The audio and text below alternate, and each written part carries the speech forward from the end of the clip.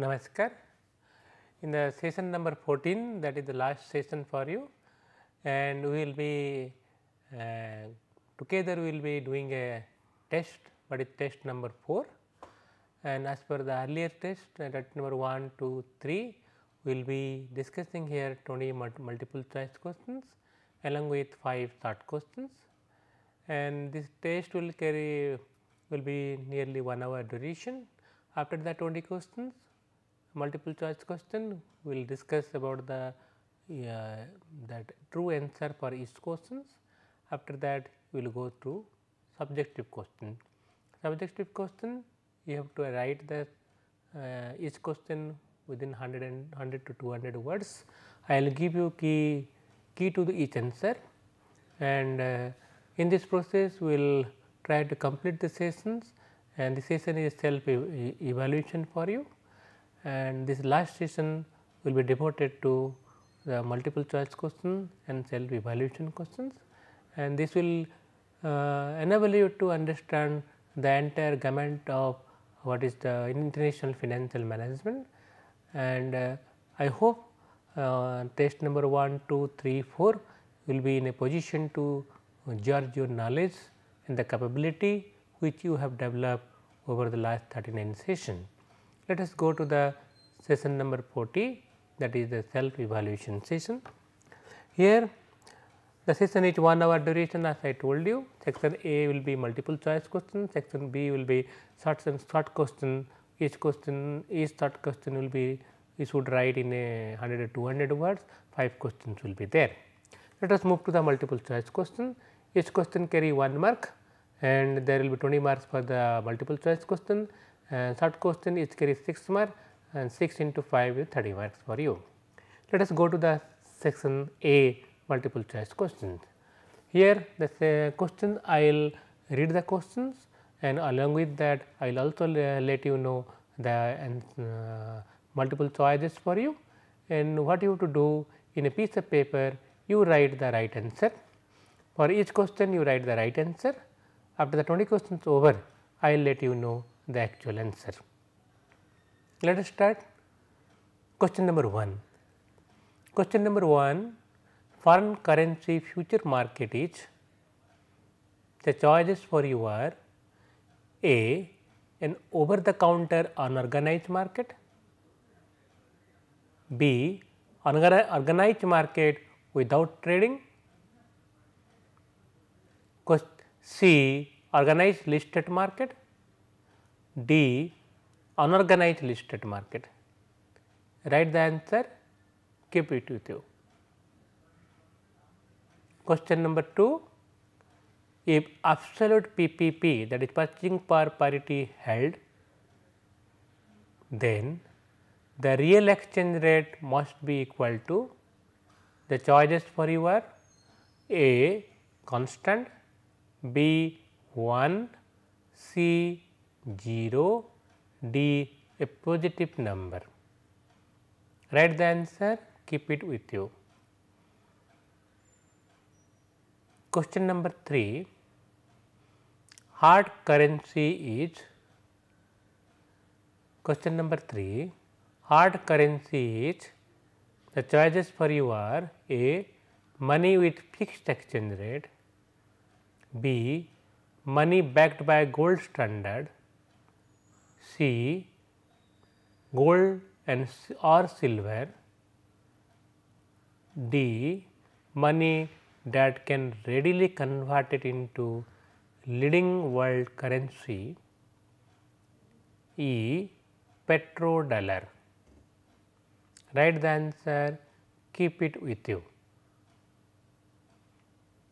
Let us move to question number 4. Question number 4 is for you, a multinational company can centralize cash management and attempt to reduce exchange rate risk exposure through the use of, the choices for you are A, re-invoicing center, B, a bill of lading, C, a time draft, D. Counter trade. Write the answer, keep it with you. The question number 5 for you is, the Bretton Woods exchange rate system was an example of. The choices for you are A. Target zone, B. Managed float, C. Pure gold standard, D. Modify gold standard, E. Floating exchange rate system. Write the answer, keep it with you.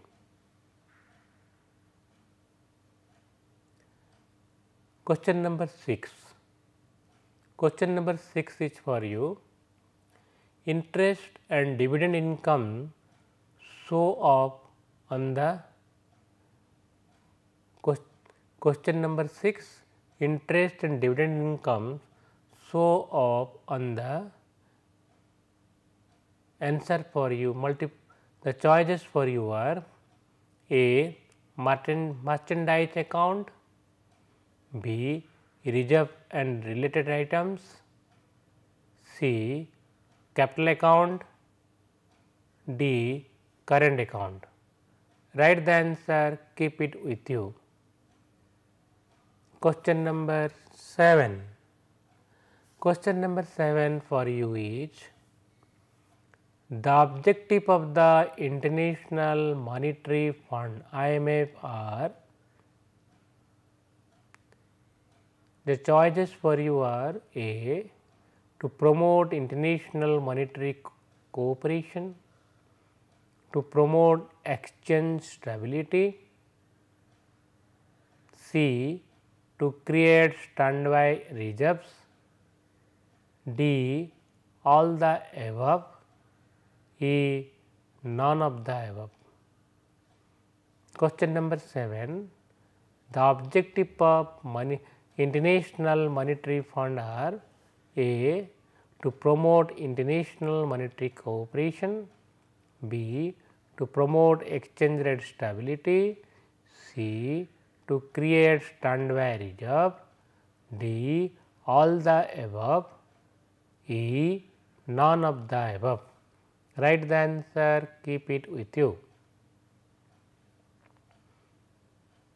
Question number 8. The question number 8 for you is, which of the following is not true about translation risks? Question number 8 is, which of the following is not true about translation risks? The choices for you are A. It affects the company's ability to raise capital. Question number answer B is, translation does not involve actual conversion. C. The gain and losses are purely of a paper nature. D. Financial statement items are simply restated. E. None of the above. Question number 9. Cost of capital differs in different countries primarily due to. The choices for you are A. Market imperfection, B. Lack of free mobility of capital, C. Tax barrier, D. Sovereign risks, E. All the above. Write the answer, keep it with you. Let us move to question number 10.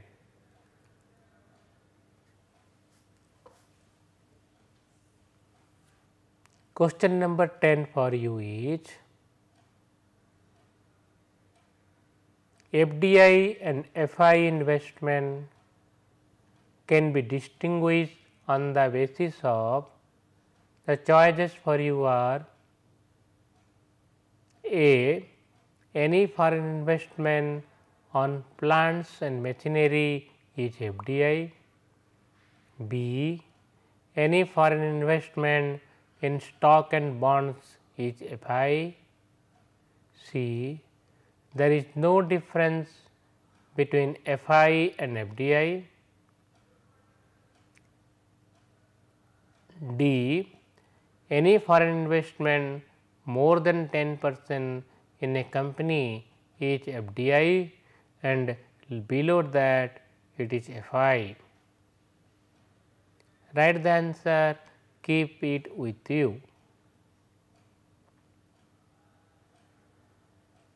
Question number 11. Question number 11 for you is the reduction or covering of a foreign exchange risk is called. The choices for you are A. Hedging, B. Speculation, C. Intervention, D. Arbitrage. Write the answer, keep it with you. Question number 12. Question number 12 for you is foreign exchange markets are efficient if the choices for you are A. There are many informed investors, B. There are no government regulation, C. There are no barrier in movement of funds, D. Transaction costs are negligible, E. All the above. Write the answer, keep it with you.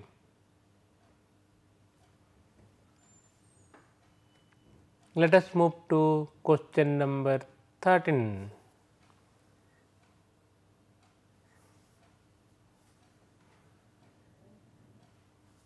Question number 13 for you is the fund which cannot be repatriated to their parent's company by foreign subsidiary is called. The choices for you are A. Block market fund, A. Black market fund, B. A government fund, C. A mutual fund, D. A blocked fund. Write the answer, keep it with you. Question number 14. Question number 14 for you is re-invoicing center are set up in tax haven country to do the following. The choices for you are A. Charge higher prices, B. Meet different accounting standards, C. Bypass government restriction or avoid taxes, D. A, B, C together. Write the answer, keep it with you.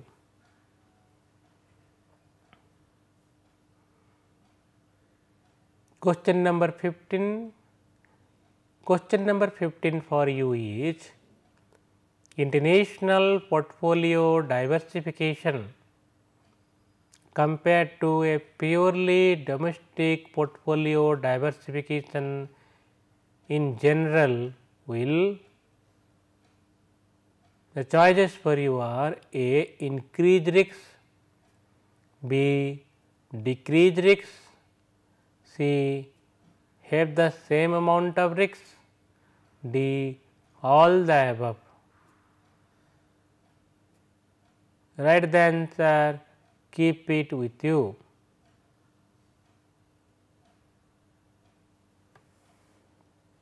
Let us move to question number 16. Question number 16 for you is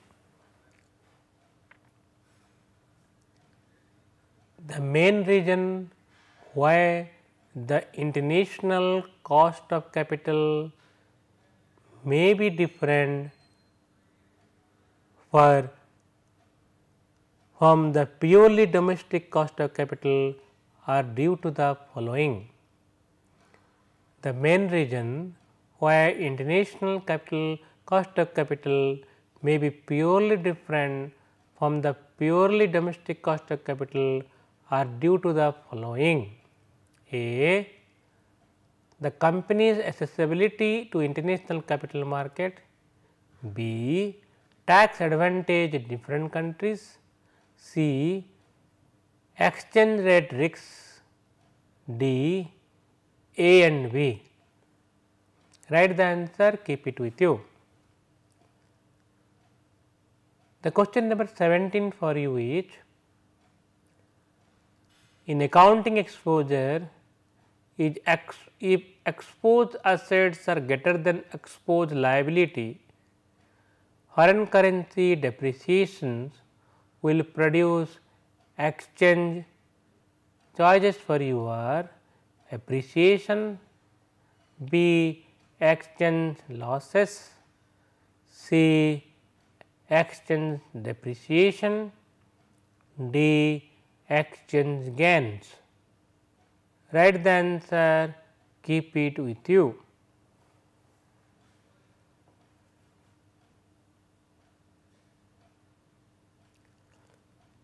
The question number 18 for you is, a depreciation of the dollar will have its most pronounced impact on imports if the demand for import is. Choices for you are A. constant, B. inelastic, C. elastic, D. unitary elastic. Write the answer, keep it with you.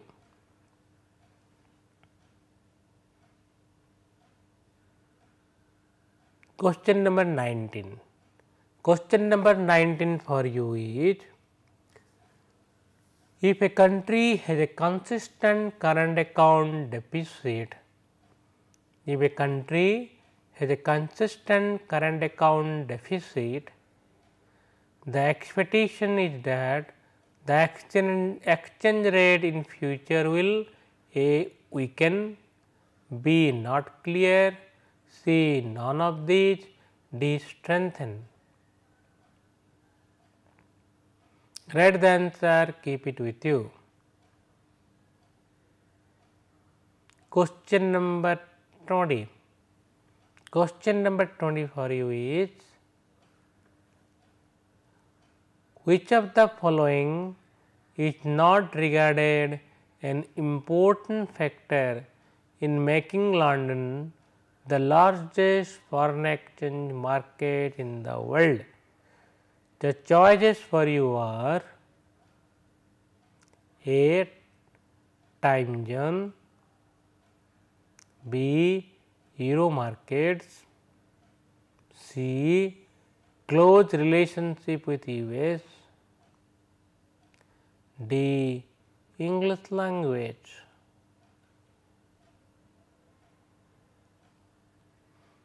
Write the answer, keep it with you. All 20 questions are over now. Let us move to discuss each of the questions with their answer. What you have to do? We will discuss each question starting from 1 to 20. I will let you know the answer. You compare your answer with my answer. Let us move to the question number 1. Question number 1 was, foreign currency future market is, it is a over the counter organized market, because we are discussing about future currency market. Future currency market organized listed market. So, here the question number 1, the answer is C. The foreign currency future market is organized and listed market. Question number 1, the answer is C, a organized and listed market. Question number 2, if absolute purchasing power parity held, then the real exchange rate must be equal to 1, because absolute purchasing power parity theory held, there will be no difference between real and nominal exchange rate. So, the real exchange rate will be 1 only. So, here the question number 2 answer is B. The question number 2 answer is B. In case question number 3, hard currency. Hard currency is a currency which can be readily converted into any other world currency. So, highly liquid, most demandable currency is the hard currency. With a hard currency, the money market hard currency is money that can readily be converted into leading world currency. So, question number 3, the answer is D. The question number 3, the answer is D. Hard currency is money that can readily be converted into any world currency. Let us move to question number 4. Question number 4 is, a multinational company can centralize cash management and attempt to reduce exchange rate risk exposure through the use of re-invoicing center. The multinational company can have re-invoicing center and all the cash management services they can transfer to the re-invoicing center. So, in this way they reduce the exchange rate exposure and also exchange rate risk. So, question number 4, the answer is A, that is re-invoicing center. So, question number 4 answer is A, that is a re-invoicing center. Question number 5. Question number 5 is, the Bretton Woods exchange rate system was an example of modified gold standard. The Bretton Woods exchange rate system is an example of modified gold standard. So, question number 5, the answer is D. In case of Bretton Woods system, dollar was linked to gold and all other currency was linked to US dollar. So, US dollar was linked to gold, all other currency was linked to US dollar. With the fluctuation of gold, the US dollar fluctuate, other currency also fluctuate, since indirectly all other currency are linked to gold. So, Bretton Woods system, the exchange rate was an example of modified gold system, gold standard. The question number 5, the answer is D. Let us move to question number 6. Question number 6, interest and dividend income show up on the, it is a current account, because interest rate current, here question number C, the answer is D, current account. The question number 6, the answer is D, current account. In interest and dividend income are part of current account. Interest and dividend income are the part of current account. Hence, question number 6, the answer is D. Question number 7. Question number 7, the objective of International Monetary Fund is to promote international monetary cooperation, promote exchange rate stability, create standby reserve. So, it is all the above, that is question number 7, the answer is D, all the above. So, the monetary fund was, International Monetary Fund was established to promote in monetary cooperation, promote exchange rate stability and create standby foreign exchange reserve to help those country who actually needs foreign currency. So, 7 number question number 7, the answer is D, all the above. Question number 8. Question number 8 it is which of the following is not true about translation exposure. As I mentioned earlier, translation exposure is not actually a exposure, it is accounting adjustment only. In the question number 8, the answer is translation exposure does not involve actual conversion. So, it may be the question number 8, the answer is C, the gain and losses are purely of a paper nature. Question number 8, the answer is C, the gain and losses are purely paper in nature. There is no real gain, the gains and losses are purely paper in nature. Question number 9, question number 9 is cost of capital differ in different countries primarily due to cost of capital differ in different countries primarily due to, here the answer is cost of capital. Cost of capital is influenced by market imperfection, it is influenced by lack of free mobility of capital, is influenced by Stark's barrier, is influenced by sovereign risks also. In 9 number question, question number 9, the answer is E, all the above. The question number 9, the answer is E, all the above. Question number 10, question number 10 is FDI and FI investment can be distinguished on the basis of FDI and FI investment can be distinguished on the basis of any foreign investment more than 10%, it is called FDI, less than 10% it is called FI. So, any foreign investment is investment in plant and machinery or plant or in FI portfolio investment. If it is more than 10% of the capital, more than 10% of the company holding, it is known as FDI, less than 10% it is known as FI. So, FDI and FI investment can be distinguished on the basis of any foreign investment more than 10% in a company is FDI, less than 10% it is FI. In question number 10, the answer is D. The question number 10, the answer is D. Question number 11. Question number 11, the reduction or covering of a foreign exchange risk is called hedging. The reduction or covering of foreign exchange risk is called hedging. In question number 11, the answer is A. The question number 11, the answer is A. Question number 12. Question number 12 is foreign exchange market are efficient if there are many informed investors, there are no government regulation, there are no barriers of funds flow, funds movement, transaction costs are negligible, and the answer is all the above.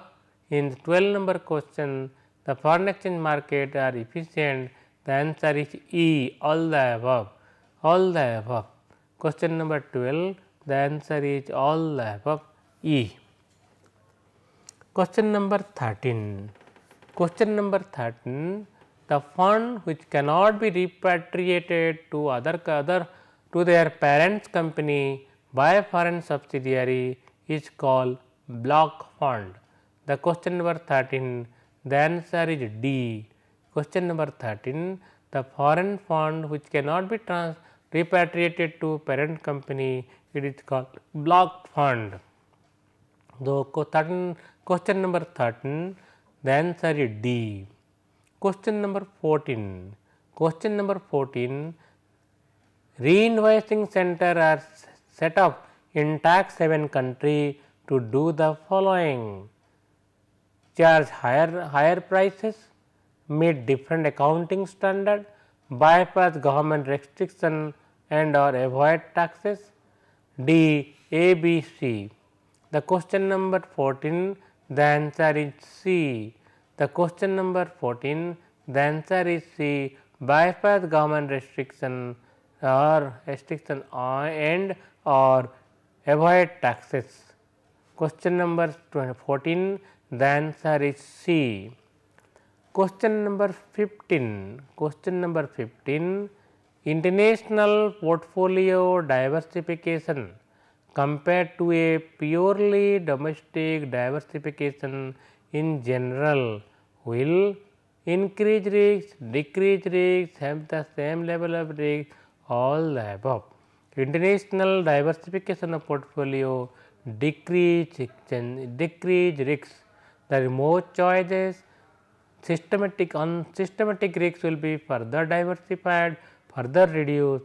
In international portfolio diversification, further reduce the risks. In the question number 15, answer is B, decrease the risks. Decrease the risks. So, question number 15, the answer is D. Now, question number 16.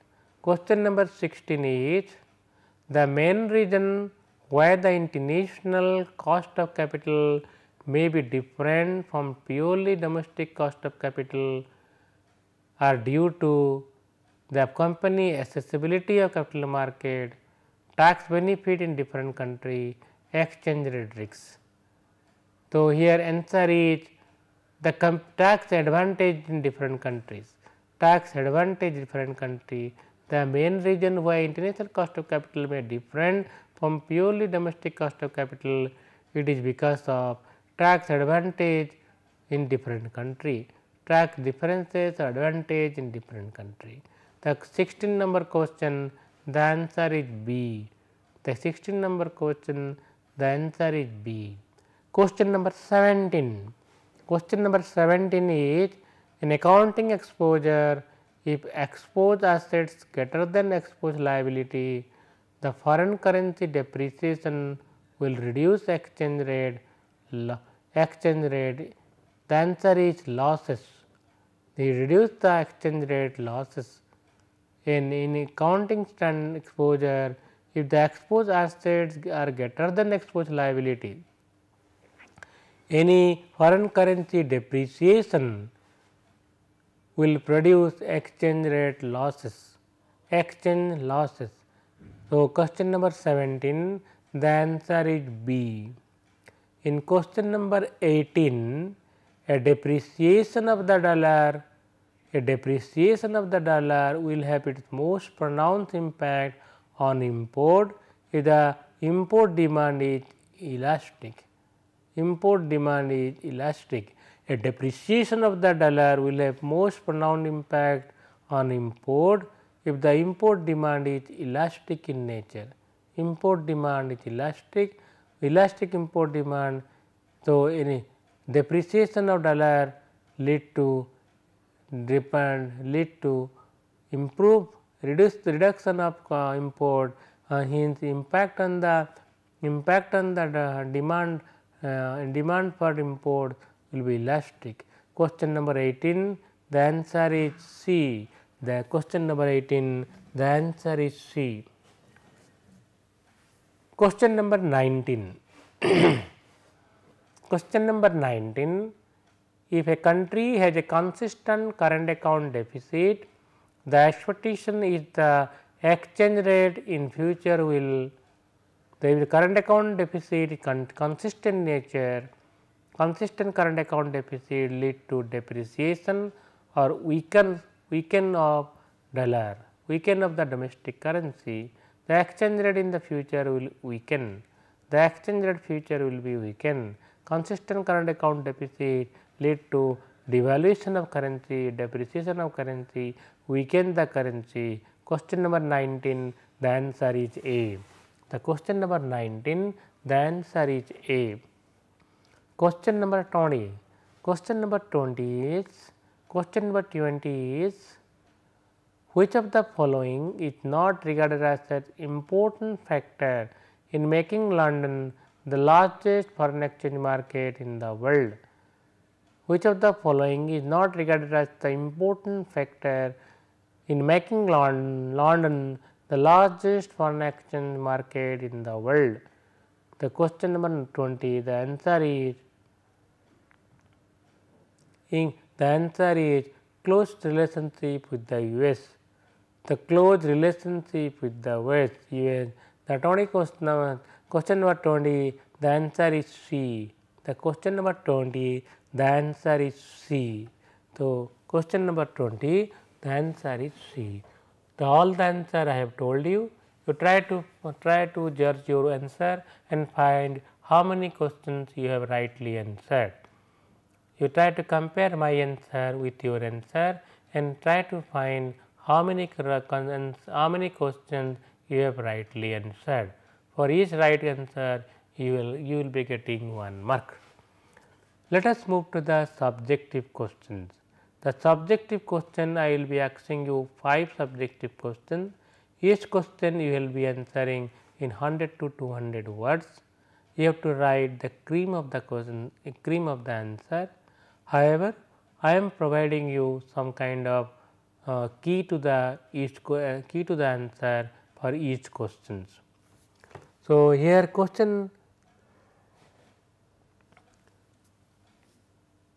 the question here are describe various challenges of WTO.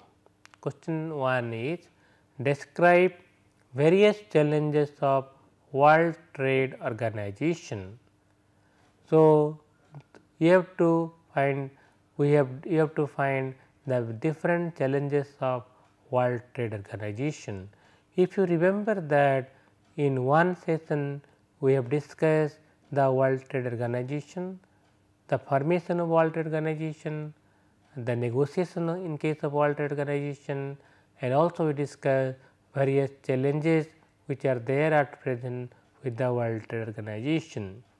So, if you see the World Trade Organization developed as a part of the GATT agreement, the agreement on general agreement tariff and trade that is GATT. So, the GATT agreement replaced in 1996 in the form of WTO. WTO World Trade Organization was established. There many other things brought under WTO, particularly agriculture, trade in services, trade in investment, then also intellectual property right, all these things now the part of the WTO. The WTO leads to a new world order, a new world setup, particularly on international trade side. The many countries, particular developed countries, they got the freedom or right on the WTO as per the WTO agreement on the intellectual property. So, the pharmaceutical sector developed new technology, new way of doing business, also got ratified in the way of intellectual property. We have migrated from the what is called the product the process patent to product patent under the WTO agreement. However, there are many challenges are there on WTO side. The first challenges is the how to bring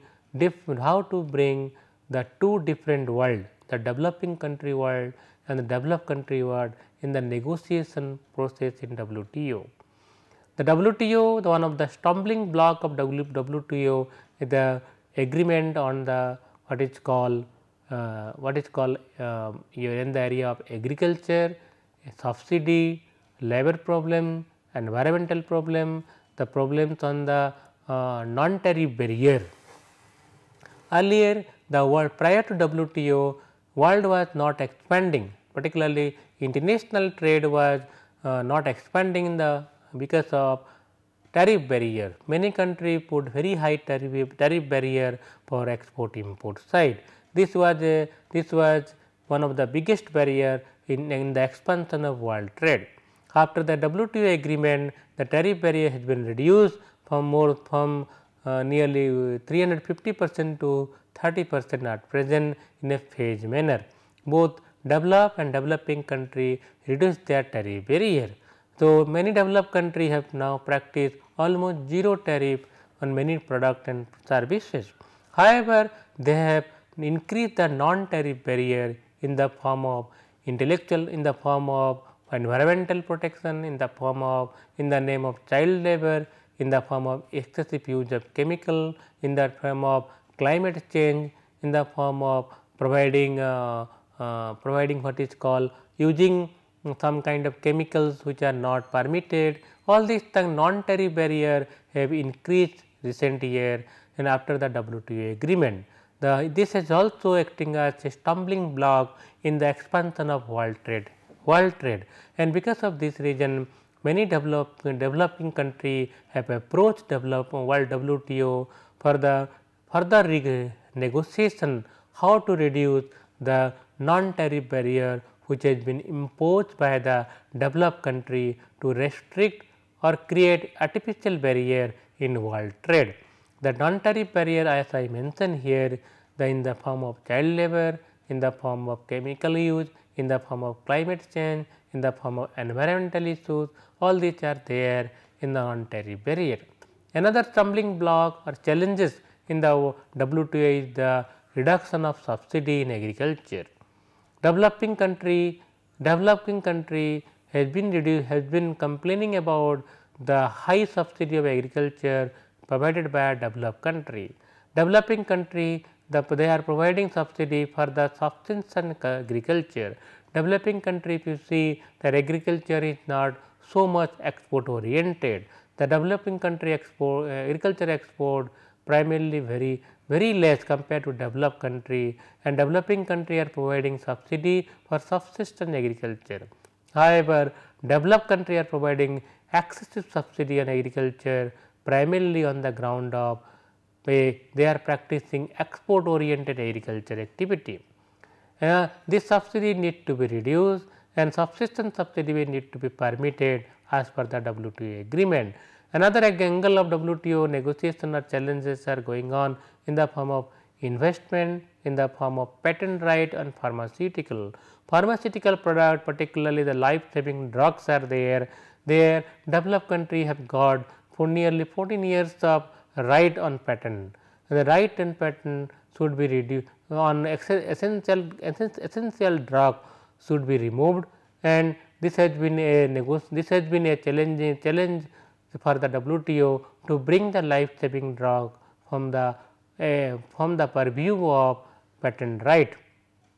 So, there are many other challenges are there on WTO front. You can go through the WTO website and try to find what kind of challenges WTO organization is facing, and also you can go through our discussion session on WTO. So that it can enable you to write the answer. Next question is describe various indicators of assessment of reserve adequacy. Describe various indicators of assessment of reserve adequacy. Reserve adequacy means foreign exchange reserve. So, after the liberalization, particularly after 1985 onwards, many developed and developing countries they liberalized the foreign exchange market. The many foreign exchange market now they have gathered huge amount of foreign exchange reserve. The reserve is beyond their requirement. If you see, the reserve is beyond their requirement, but reserve has a cost. The cost of, because when FI come to India, they are coming and investing in stock market, because they are investing, they are getting a return of nearly 5 to 7 to 10 to 12%. That is a repatriation of their profit in the form of dividend, in the form of interest. So, the cost of foreign exchange reserve is quite high. So, we are supposed to have a minimum foreign exchange reserve which can satisfy our requirement. So, what is the reserve adequacy? You have to develop some indicator which can enable us how much foreign exchange reserve a country should have. Generally, the requirement of reserve linked to the requirement of foreign exchange. How much you should have, how much you are required to have. So, what the requirement? Requirements are there for imports, requirements are there from day to day payments, requirements are there for the payment of what is called principal amount of debt, requirements are there for payment of dividend, requirements are there for the payment day to day requirement also there for payment of interest on foreign loans. All these requirements are there every day to day activity of a country. So, how much you should have, our export earning, we should compare our import requirement. If exports is not in a position to pay for our import, we should have a reserve foreign exchange reserve. So, foreign exchange reserve requirement our import should be covered up, then our other requirements should also be met. So, a 1 year requirements, 1 year import requirement, 1 year other payment requirement should have that much a minimum reserve we should have. The indicator is the 12-month import requirement and 12-month other requirement should be the one of the indicators of reserve adequacy. When foreign exchange come to India or come to any other country, the domestic money supply increases, it creates inflation in the country. So, how much inflation the country can bear, this also another way, another indicators of foreign exchange adequacy.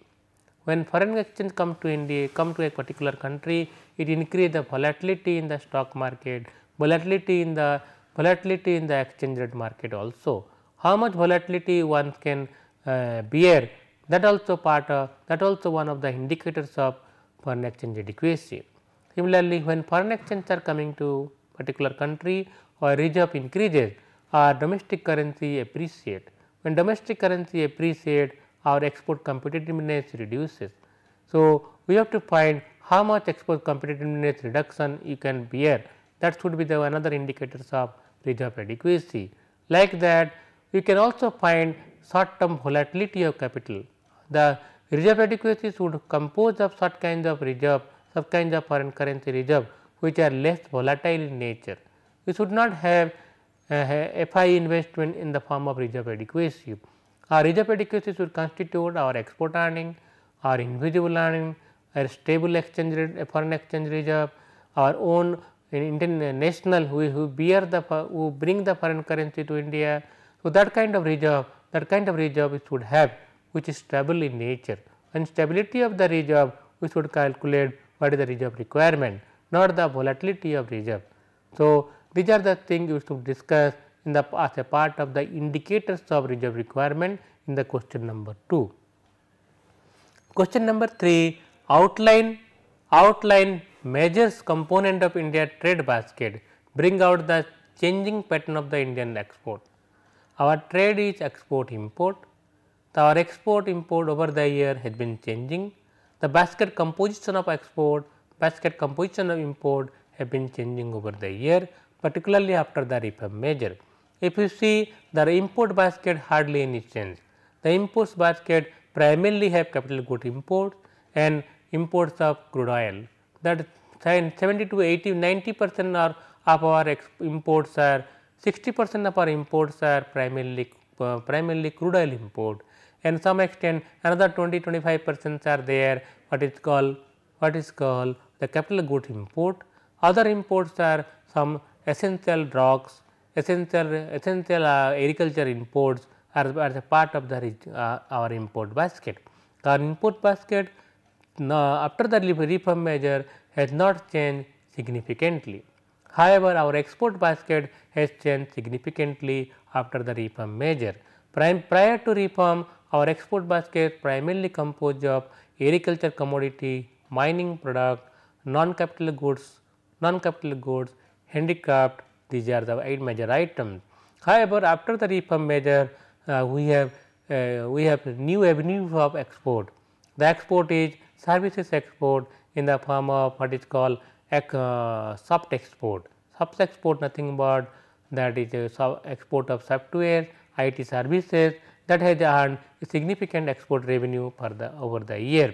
Our invisible account or our non-traditional account also value added product has been there.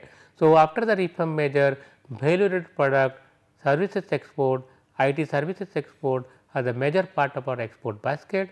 Non-traditional goods, the importance of non-traditional goods has been reducing over the year after the financial sector reform measure or economic sector reform measure. However, our import basket hardly change over the year, because our major part of the import basket is the what is called the crude oil import has not reduced significantly. So, these are you can discuss the trade basket. We can also see the RBI annual report, how the changing pattern of India's foreign exchange, particularly the export and import side. The fourth question is here, globalization has contributed in making the local financial crisis into global one. The contingent effect of financial instability has called for redesigning of the world financial infrastructure and regulatory system. In the light of above statement, give your suggestion on how to design the new financial architecture for the world economy. This question primarily addressed the global instability. The world has become a global village. There has been significant integration of developing country and developed country. The international integration has made a local financial crisis into a global financial crisis. At present, the financial crisis started from the US or some parts of the European country has spread it to all over the world. So, this has because of the integration of world economy. So, we have to redesign the world economy, world financial system, the world governance aspect, so as to address the financial instability. The question is how to redesign the financial sector. So, global financial sector, how to redesign? What are the parameters we should take into account to make the world more safer, more stable as far as the financial activities are concerned. So, we have to discuss what are the region of instability. The region of instability primarily accounting norms, regions of instability primarily excessive use of derivative, region of instability primarily the integration of what is called non-banking services to banking services. That should be integration of insurance sector with the banking activity, the integration of what is called payment system and volatile flow of financial volatile flow of FI. So, all these things you have to identify where is the financial instability, and now you have to design the new financial architecture that should take care of the financial instability.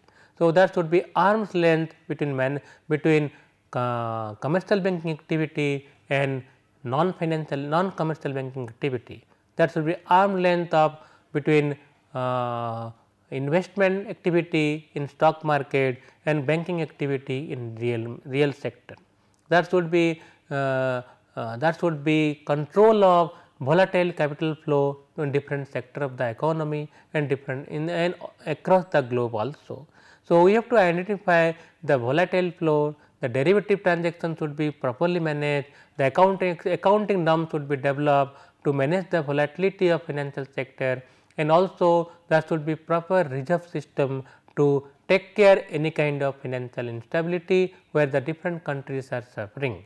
So, we have to provide them financial help the country which suffer from financial instability, and thus proper measures of what is called systemic crisis to observe that systemic crisis need to be identified very easily. The systemic crisis started from debt market, might be go to the equity market, or the equity market crisis may be transferred to the debt market. It may happen the money market crisis may transfer to the foreign exchange market and vice versa also. There should be integration is essential, no doubt. Integration of different segments of financial market may be there or requirements are there. At that same time, you should also keep vigil in spillovers of volatility from one market to another market. Now, on the basis of this argument, you have to redesign the international financial system to safeguard the world from any kind of financial instability. The last question is number 5th question is, banks are systemic financial institutions. Stability of banking sector is essential for the stability of the economy. In the light of current global financial crisis, discuss how to ensure stability of Indian banking system. This question is addressed particularly the banking sector. As I mentioned, banks are systemic financial institutions. The development of banking sector is essential for the development of real sector. Real sector takes loans and real sector activities are financed by the banking sector. So, banking sector